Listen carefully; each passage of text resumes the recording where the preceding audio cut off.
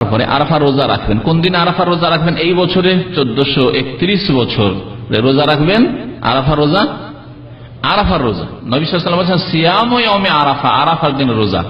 সুতরাং আরাফার রোজা ওই দিন যেই দিন আরাফাতে হাজী সাহেবের অবস্থান করছেন, যেখানে থাকুন না কেন। প্রচার মাধ্যমে জানতে পারছেন, মোবাইলে জানতে পারলেন যে হ্যাঁ আরাফায় হাজিরা সোমবারে রোজা রাখবেন, যদিও বাংলাদেশে আছেন, যদিও ভারতে আছেন, যদিও দুনিয়ার যেখানে আছেন। কারণ ভারত উপমহাদেশের লোকের একদিন পরে ঈদ করে, সৌদি আরবের একদিন পরে ঈদ করে, একদিন পরে তাদের 9 তারিখ হয়। 9 তারিখ নবী সাল্লাল্লাহু আলাইহি ওয়াসাল্লাম বলেননি, বলেছেন সহিহ হাদিসে সহিহ মুসলিম আরাফার দিন রোজা, সুতরাং আরাফার দিন রোজা রাখবেন। আর এক শ্রেণীর আলেমরা এরকম ফতোয়া দিচ্ছে না 9 তারিখে রোজা রাখবো, আমরা 9 তারিখ রোজা রাখবো। এই জন্য যদি আপনি ইখতিলাফ থেকে ঊর্ধ্বে যাওয়ার জন্য যে আমি মতানৈক্য থাকবো না, তাহলে আপনি আপনার পরিবারকে বলতে পারেন যে আরাফার দিনে রোজা রাখেন, যেটা আসল আরাফার দিন।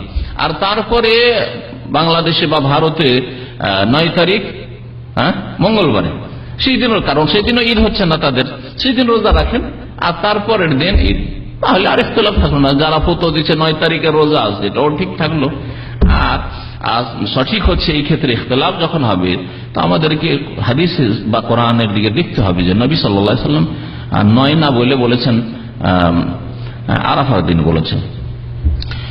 সুতরাং এইভাবে দুটো রোজা রাখেন অথবা 3টি রোজা রাখেন। নবী করিম সাল্লাল্লাহু আলাইহি ওয়াসাল্লাম প্রত্যেক মাসে 3টি রোজা রাখতেন। আপনার হয়তো সেই অভ্যাস নেই প্রতি মাসে 3টি রোজা রাখার, আর জরুরি না যে সেই 3টি রোজা 13, 14, 15 তারিখে হইতে হবে। যদি এটি সুন্নত, যাই আমি বিজোর রোজা মানে 13 তারিখ, 14 তারিখ, 15 তারিখ চাঁদের।